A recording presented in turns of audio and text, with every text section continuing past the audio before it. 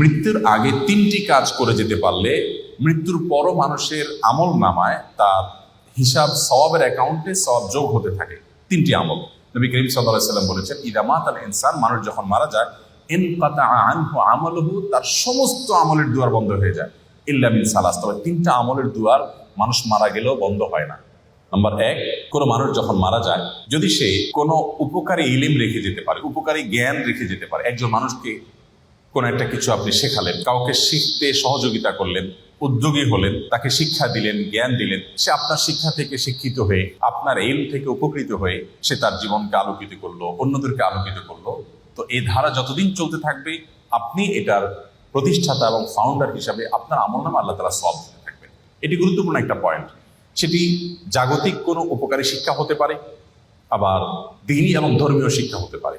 আপনি একটি দোয়া জানলেন, আপনি একটা আমল জানলেন, সেটি আরেকজনকে শেখালেন, তিনি আরেকজনকে শেখালেন, তো এই পরম্পরা যতদিন চলতে থাকে ততদিন পর্যন্ত মানুষের মৃত্যুর পরও তার আমল নামে সওয়াব যুক্ত হতে থাকে। নাম্বার 2, সাদকায়ে জারিয়া। সাদকায়ে জারিয়া বলা হয় ওই দান, যে দানের উপকারিতাটা লং টাইম পর্যন্ত চলতে থাকে। আমরা সাধারণত ওয়ান টাইম দানে বা এককালীন দানে অভ্যস্ত, অথচ দানের জন্য আমাদের সবচেয়ে বেশি লক্ষ্য রাখা উচিত কোন দানটা সবচেয়ে বেশি লাস্টিং করবে, অর্থাৎ যেটার উপকারিতা দীর্ঘমেয়াদে থাকবে। ধরুন আপনি একজন গরিবকে 200 টাকা দিয়ে দিলেন, 500 টাকা দিয়ে দিলেন, এর চেয়ে উত্তম তার জন্য এমন একটা ব্যবস্থা করে দিন যে সেখান থেকে দীর্ঘমেয়াদে তার উপকারিতা সে পেতে থাকবে। আপনি একটা বৃক্ষরোপণ করলেন, বৃক্ষরোপণ করা সেটা আপনার নিজের বাড়ির ছাদে হতে পারে, আপনার ব্যালকনিতে, বারান্দায় হতে পারে, আপনি একটা গাছ লাগালেন, একেবারেই জাগতিক একটা বিষয়। এই গাছের অক্সিজেন আপনি ভোগ করবেন, এর ফল ফসল আপনি ভোগ করবেন, বাট আপনি নিয়তটা যদি এটা করেন, নবী করিম সাল্লাল্লাহু আলাইহি সাল্লাম সাদকায়ে জারিয়া হিসেবে গাছ লাগাতে বলেছেন। তিনি বলেছেন, মা মিন মুসলিমিন ইয়াগরিসু গারসান আও ইয়াজরাউ যারআ, কোনো মুসলমান যদি কোনো গাছ লাগায়, কোনো ফসল করে, এবং সেখান থেকে যদি কোনো পশু পাখি খায়, কোনো মানুষ খায়, কোনো পোকামাকড় খায়, কোনো কীট পতঙ্গ খায়, তাহলে তার সওয়াব পাবে। এটি সাদকায়ে জারিয়া, যে আমি মরে যাব কিন্তু আমার গাছের এই সওয়াব আমার আমলনামায় যুক্ত হতে থাকবে। আমি যদি 2-4-10,000 গাছ লাগিয়ে যেতে পারি, 200-400 গাছ লাগিয়ে যেতে পারি, তাহলে সেখান থেকে কিছু গাছও যদি টিকে যায়, এবং যতদিন টিকবে মানুষ অক্সিজেন পাবে, ছায়া পাবে, ফসল পাবে, ফল পাবে, মানুষের মৃত্যুর পর এই আমলটার সওয়াব যেতে থাকবে।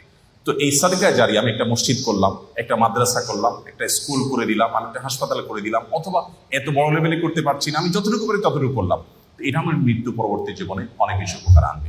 নাম্বার 3, নেক সন্তান। সবচেয়ে বড় পয়েন্ট এটি যে আমাদের সন্তানদেরকে যদি আমরা আল্লাহমুখী করে যেতে পারি, আল্লাহর সাথে পরিচয় করে দিয়ে যেতে পারি, কোরআন এবং হাদিসের সাথে তাদের রিলেশন করে দিয়ে যেতে পারি, এই সন্তান যখন দোয়া করবে মৃত্যু পরবর্তী জীবনে সেটা উপকারে আসবে। নবী করিম সাল্লাল্লাহু আলাইহি সাল্লাম বলেছেন, একজন জান্নাতীকে আল্লাহ তাআলা তার জান্নাতে যে স্টেজে তিনি আছেন, যে স্তরে আছেন, যে লেভেলে আছেন, সেখান থেকে হঠাৎ করে অনেক উপরে উঠাই দিবেন। দেওয়ার পর জান্নাতি বলবে, আল্লাহ আমাকে এই স্তর থেকে এত আফার ক্লাসে নিয়ে যাওয়ার কারণটা কি? আমি তো এখন আর আমল করে নিজের মর্তবা মর্যাদা বৃদ্ধি করার কোনো সুযোগ নেই। তখন আল্লাহ তাআলা বলবেন, তুমি পৃথিবীতে যে সন্তান রেখে আসছো, সে তোমার জন্য যে দোয়া করেছে, তার প্রতিটি দোয়ার ফলশ্রুতিতে তোমার মর্যাদা এখানে বৃদ্ধি হচ্ছে। এই জন্য মানুষের নেক সন্তান বা সুসন্তান রেখে যেতে পারলে, তারা যদি মা বাবার জন্য দোয়া করে, সেটা অনেক বেশি উপকার আসে। আমরা আজকাল আমাদের মৃত আত্মীয় স্বজনের জন্য অন্যদের কাছে দোয়া চাই। অন্যদের কাছে দোয়া চাওয়া নিষেধ নয়, সেটা চাওয়া যেতে পারে, কিন্তু সবচেয়ে বড় কথা হলো সন্তান এবং পরিবারের সদস্যরা তারা দোয়া করবেন, এবং তাদের দোয়াতে যে নিষ্ঠা থাকবে, তাদের দোয়াতে যে ঐকান্তিকতা থাকবে, যে আন্তরিকতা থাকবে, সেটি অন্য 10 জনের দোয়াতে কখনোই আসবে না। সেই জায়গা থেকে আমাদের চেষ্টা করা উচিত। আস-সুন্নাহ ফাউন্ডেশন, উম্মার স্বার্থে, সুন্নাহর সাথে।